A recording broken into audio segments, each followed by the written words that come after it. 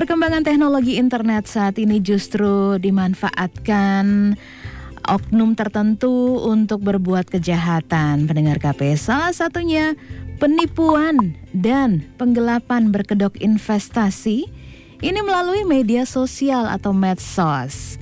Belum lama ini kasus tersebut berhasil diungkap oleh jajaran Satreskrim Polresta Balikpapan.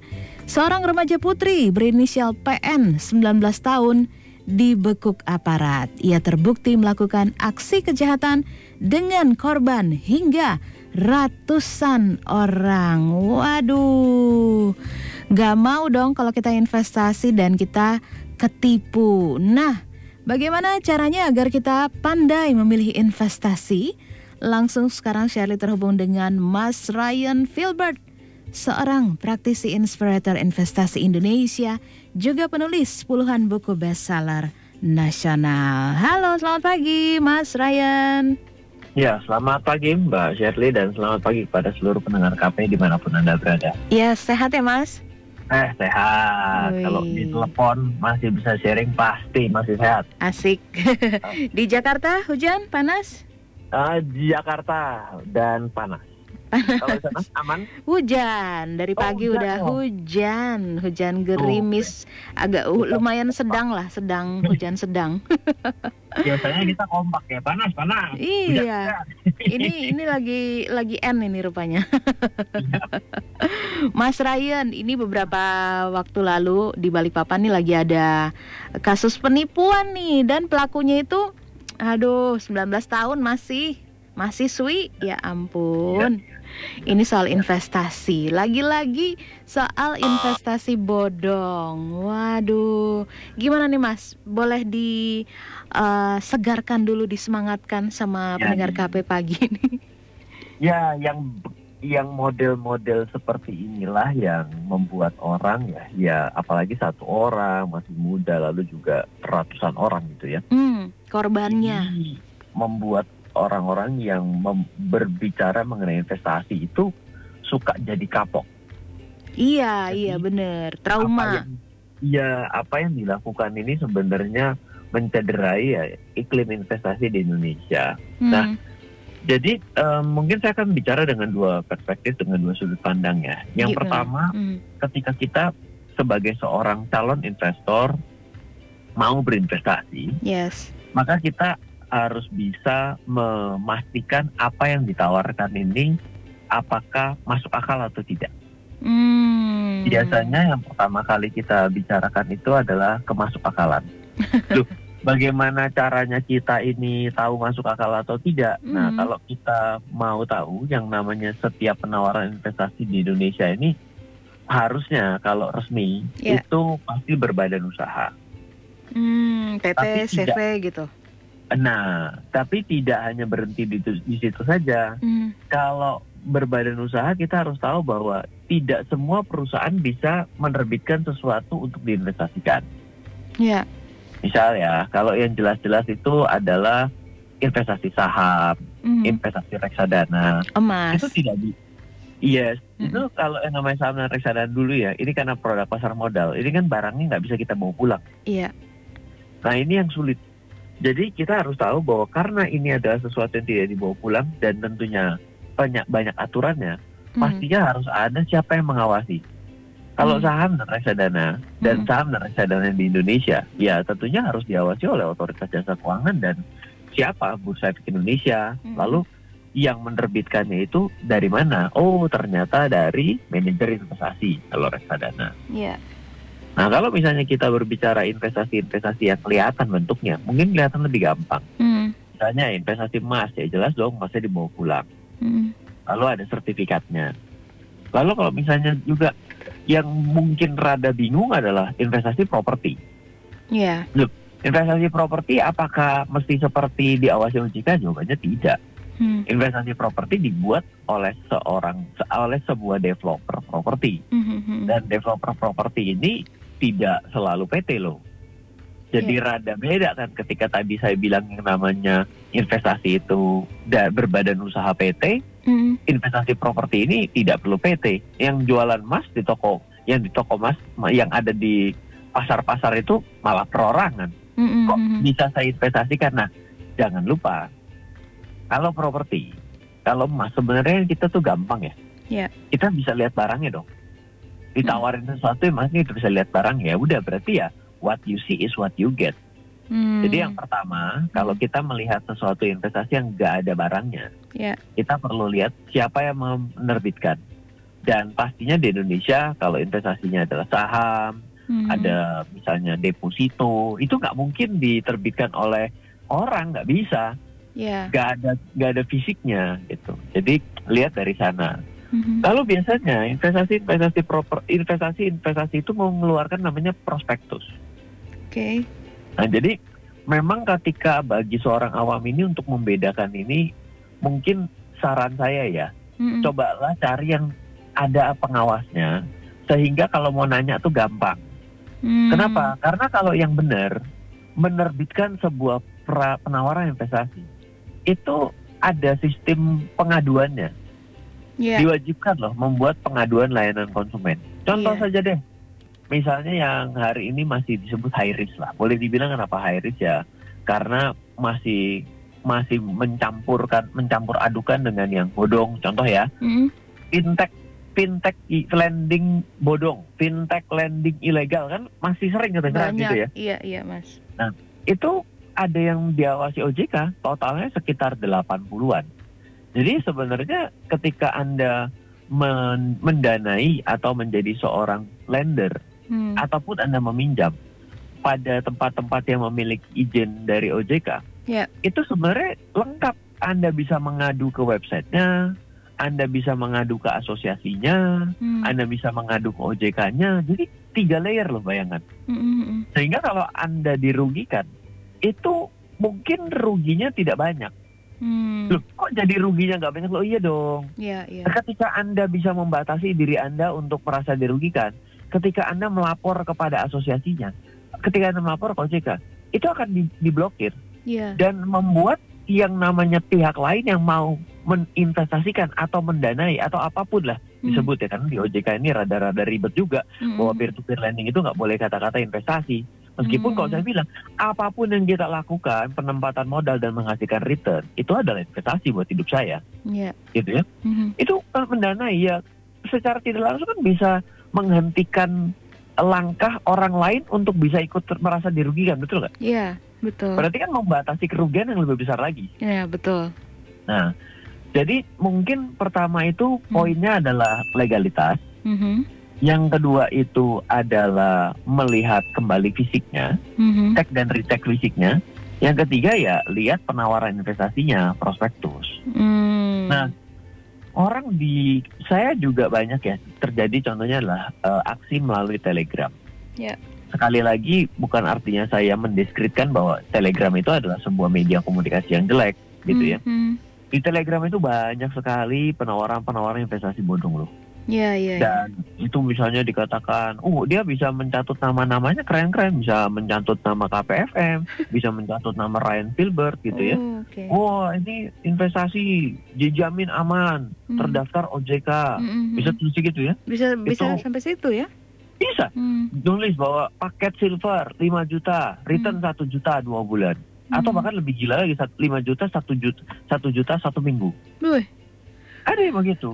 Itu banyak loh, dan cukup banyak yang menggunakan nama saya juga gitu ya di Telegram untuk seperti itu, tapi transfernya ke atas nama orang pribadi. Waduh. Ini kan nekat banget ya. Dan saya sudah laporkan itu ke cybercrime sudah cukup banyak gitu. Dan cuma saya tidak tahu, belum mendapatkan respon lagi, tapi saya yakin itu akan dalam waktu dekat akan mendapatkan suatu pembuktian dan juga akan ditemukan orangnya. Nah, hal seperti inilah yang harus kita hindari. Karena tempat penawaran investasi itu tidak bisa melalui Telegram, tidak bisa melalui WhatsApp Anda. Yang Anda harus lakukan adalah penawaran investasi itu ya harus tahu yang penerbitan utamanya pasti memiliki website. Nah, kalau aplikasi sekalipun, aplikasinya mana? Nah, setelah mendapatkan penawaran seperti itu, coba nih ya, ini udah tahap ketiga nih ya. Yang tadi kan kita tidak boleh tanpa melalui website gitu ya. Nah, yang ketiga setelah kita mendapatkan tempat untuk transfer namanya, Anda begitu browsing di mesin pencari di Google, secara otomatis nanti Anda akan bisa menemukan loh. Misal, Anda mendapatkan nomor rekening untuk transfer. Anda coba browse di Google. Nanti Anda ketemunya apa? Semakin banyak temuan atas nomor rekening tersebut dan informasinya jelek, lah Anda sudah harus hati-hati. Iya. Karena kalau misalnya dibicarakan mengenai penawaran investasinya, mungkin agak sulit ya membedakan. Karena kan begitu banyak penawaran investasi yang sejenis. Menggiurkan. Dan campur antara yang benar dan yang nggak benar.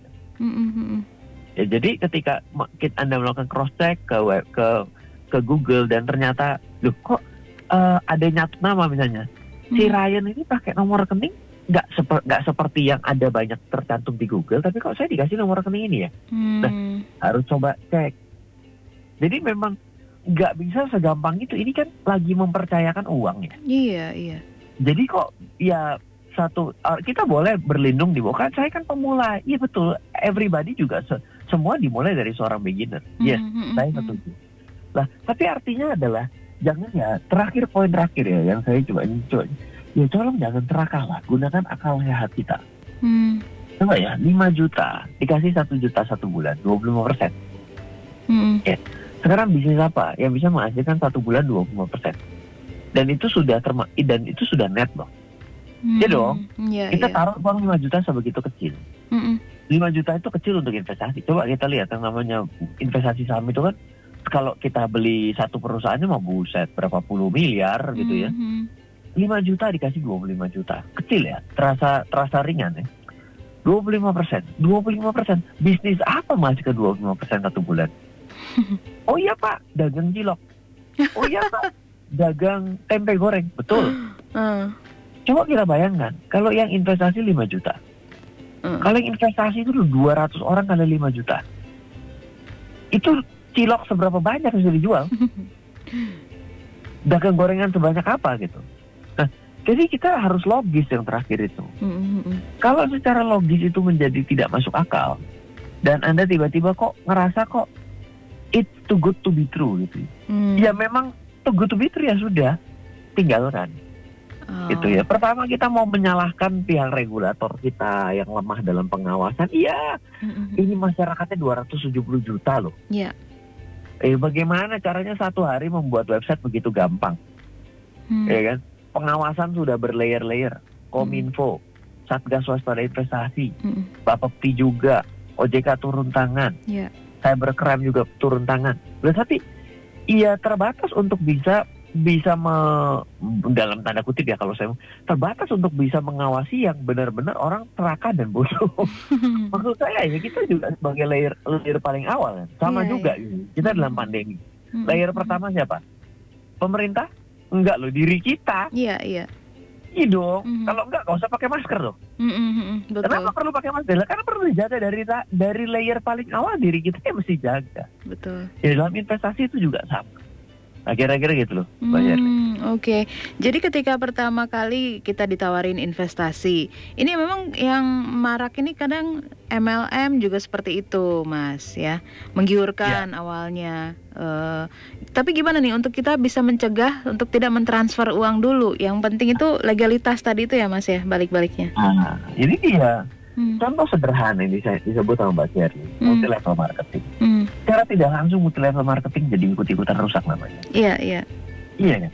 Karena kan multi level marketing adalah suatu hal yang jelek. Enggak loh. Multi level marketing itu adalah metodologi untuk memasarkan sebuah barang dan jasa, gitu ya. Yang jelas, yang ada legalitasnya. Lah, terus bagaimana Mas Ryan? MLM ini kan memang pada umumnya selalu it's too good, ya bukan it's too good to be true, enggak juga. Ada orang-orang yang memang ternyata jalan dari MLM. Artinya adalah gini, MLM-nya benar, tapi kadang-kadang mis-sellingnya yang berbahaya. Ada oknum juga.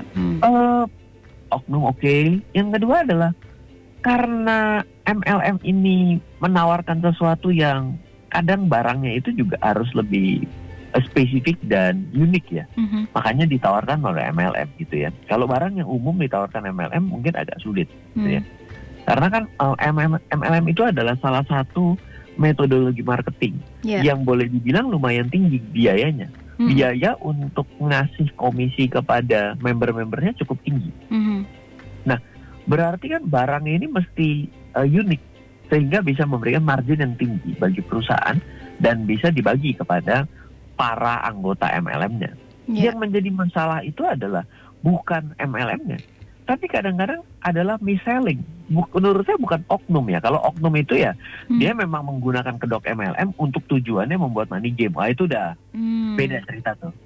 Tapi ketika kalau misalnya mau membuat money game dengan berkedok MLM, kemungkinan juga dia nggak akan mendapatkan izin usaha terkait dengan produk MLM-nya itu dengan sah di mata hukum di negara kita. Untuk bisa membuat sebuah produk itu dikasih izin oleh multi level marketing untuk bisa running, itu juga nggak gampang loh. Sama seperti bisa membuat sebuah perusahaan dan juga bisa melistingkan sahamnya di bursa efek juga nggak gampang. Ini kan dua aliran yang jauh berbeda. Yang satu menerbitin saham, yang satu menerbitkan surat izin untuk penawaran multi level marketing. Itu dua hal yang berbeda. Belok satu belok kiri, besok satu belok kanan gitu ya. Nah, tapi ya kembali ini banyak mis-selling karena MLM kan boleh ditawarkan oleh orang yang jadi dia membeli barang, dia menjadi anggotanya juga gitu ya. Dia nawarin kepada orang lain. Dan ternyata dia product knowledge-nya itu separuh daripada leadernya. Dia menawarkan. Ya berarti kan powerful promise-nya jangan-jangan lebih barbar lagi gitu loh. Oh ya, kalau ikut ini pasti untung. Lah gimana ada hidup dalam kita ini yang pasti untung? Saya itu kalau dengar orang MLM itu kadang-kadang sebelnya itu adalah dengan kata-kata ketika dia mengedukasi kepada orang lain untuk produknya, itu lebih lebay daripada leadernya dia. Demi gitu. Menggiurkan ya kan, demi penjualannya. Nah itulah mis-selling. Salah dalam menawarkan. Jadi sekali lagi MLM tidak salah. Ya menjadi salah ketika ditawarkan dengan MLM tidak memiliki lisensi. Tapi yang menjadi masalah ini orang-orang yang nawarinya ini loh, saya ini paling gedek gitu lah. Kalau bahasa tuh gedek tuh kesel gitu.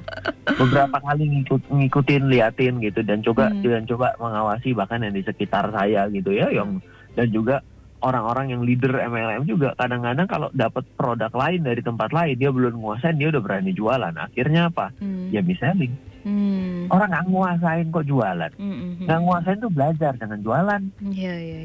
Gitu? Betul. Nah, jadi iya saya bilang ya, apa yang terjadi ya dengan ditemukannya apalagi ini anak umur 19 tahun. Gitu ya, mahasiswi.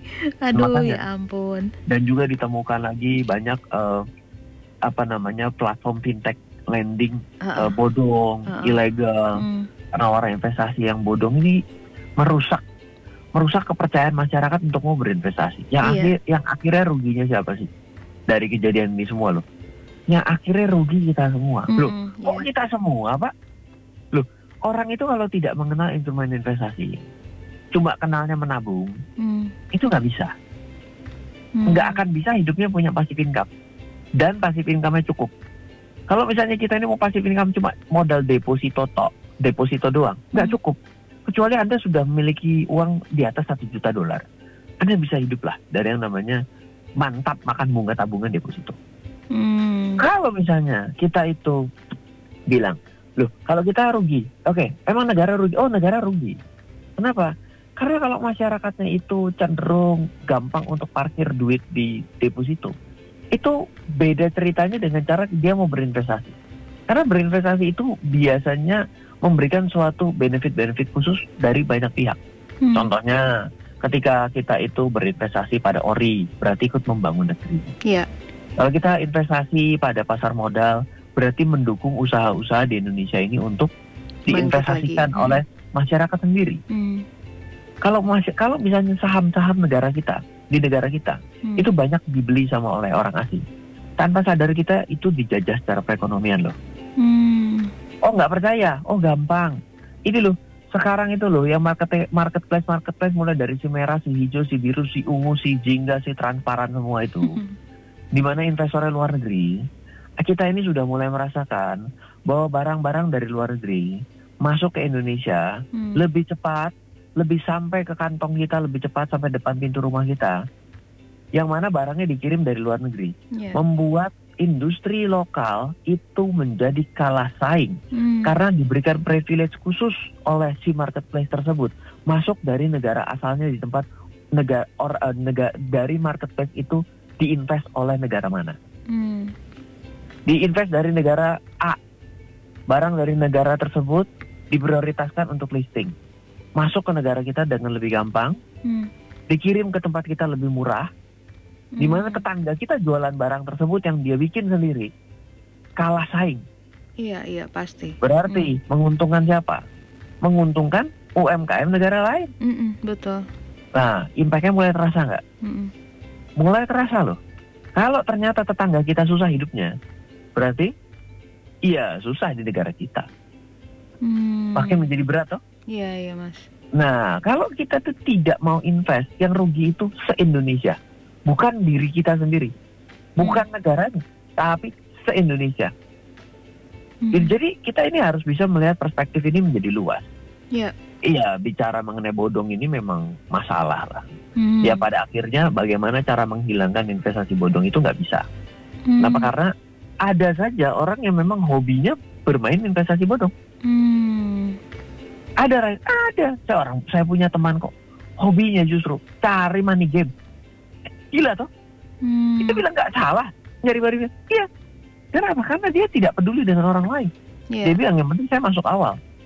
Nanti yang masuk terakhir ya matilah kamu. Dia kan bisa begitu tuh. Dan kaya, pusing kan? Dan sebel kan? Ya kan? Gondok. Apa?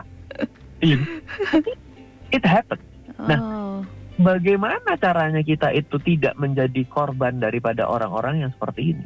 Jawabannya adalah ya kita harus membuat suatu layer bagi diri kita, membatasi bagi diri kita, untuk kita tidak join ke dalam tempat tersebut dan mencoba-coba. Begitu kita datang, kita ini adalah money gamers baru gitu. Bukannya mainan game kayak anak saya gitu, tapi money gamers baru ya. Yang pasti sebagai pemula bakal gampang ditembak sama yang sudah expert gitu ya. Nah, jadi harus melayer dari diri kita. Karena apa? Kenapa mereka bisa hidup yang bodong-bodong ini? Gampang, karena Anda masih mau invest. Nggak mungkin dong dia kalau dia bikin penawaran yang heboh sekalipun dan ilegal. Ditawarin ke 1.000 orang nggak ada yang beli, mati sendiri. Iya, capek sendiri. Iya dong. Betul. Misalnya contoh sederhana gitu ya. Ada pertanyaan, Pak, bagaimana caranya untuk menghapus prostitusi? Logika saya tidak bisa. Kenapa? Loh, di mana ada? Logikanya saja, logika sederhana. Kalau apapun yang ditawarkan tidak ada yang beli, apakah akan terus ditawarkan?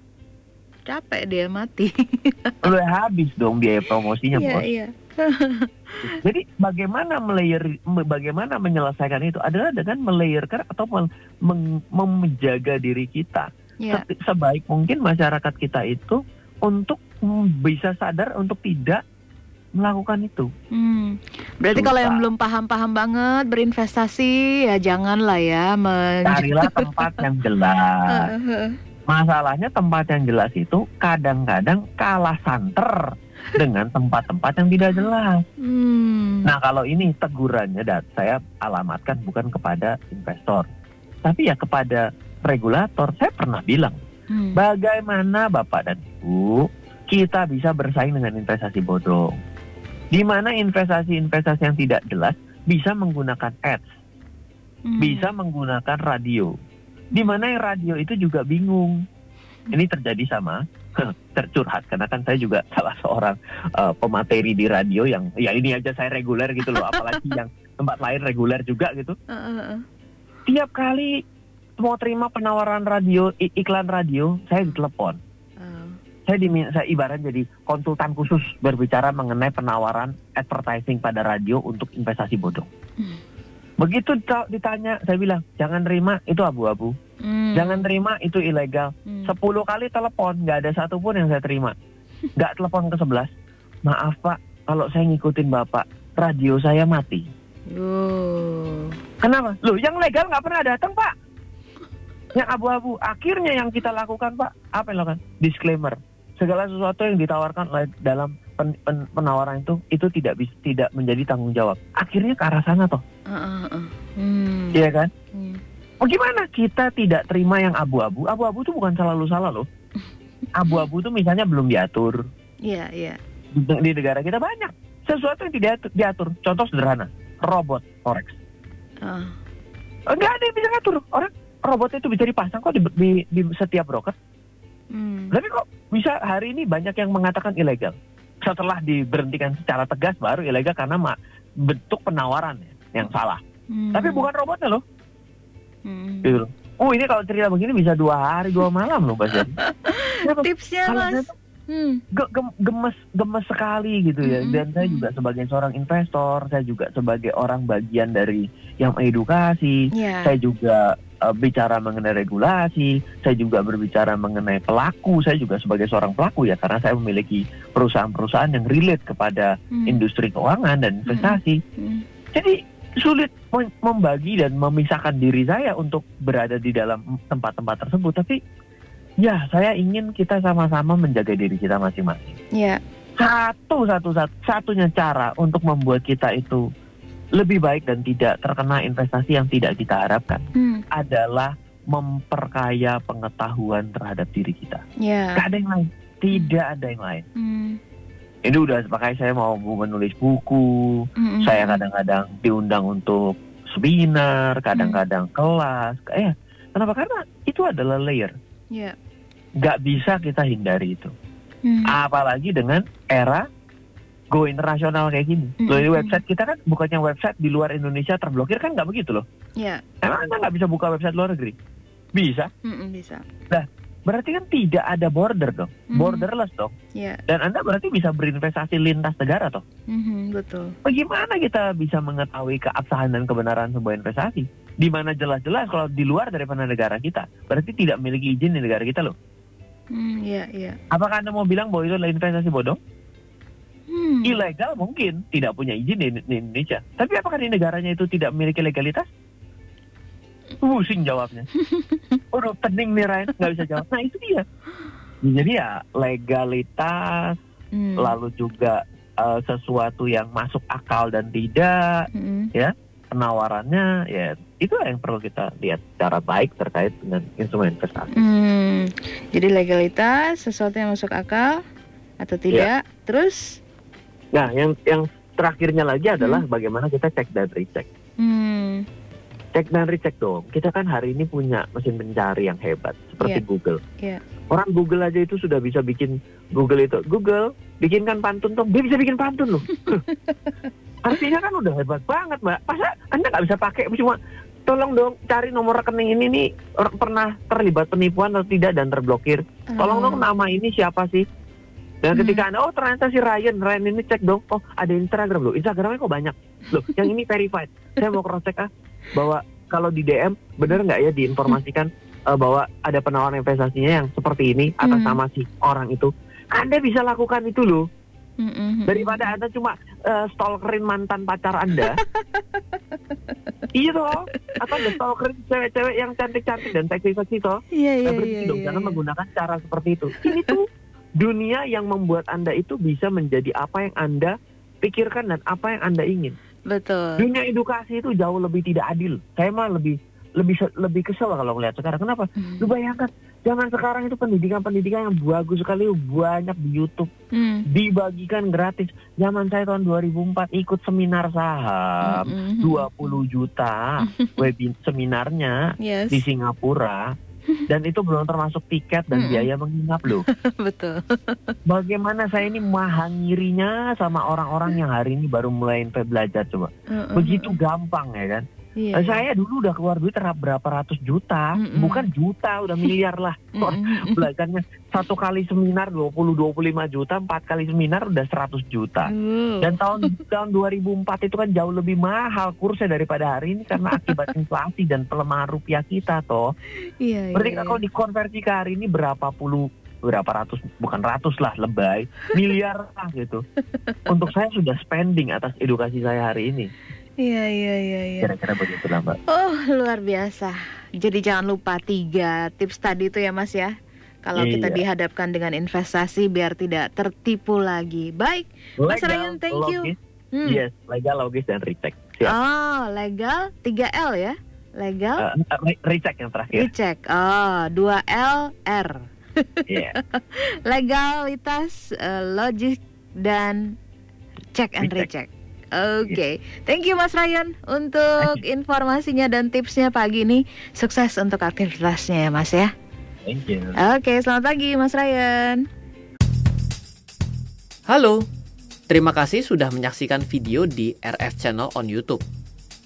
RF Channel adalah channel edukasi untuk kita secara bersama-sama belajar dan mendapatkan aktualisasi mengenai investasi, keuangan, dan bisnis bersama saya, Ryan Filbert, dan tim. Add nomor WhatsApp saya di 0895 07 08 0789 0895 07 08 0789. Download aplikasi MyRF di Android atau iOS untuk mendapatkan artikel dan tema-tema khusus mengenai edukasi investasi, keuangan, dan bisnis pada aplikasi MyRF sekarang juga. Setiap bulan, saya bersama dengan tim memiliki kelas, mulai dari belajar trading dengan analisa teknikal, yang strateginya bisa Anda terapkan pada seluruh market, mulai dari saham, forex, hingga cryptocurrency, atau kelas investasi saham bernama Fundamental Camp. Untuk mengetahui kelas lainnya dan bertanya mengenai kelas, hubungi tim sekarang juga di 0852 882 6187. Sekali lagi, 0852 882 6187. Semoga terus bermanfaat. Dari saya Ryan Filbert, salam investasi untuk Indonesia.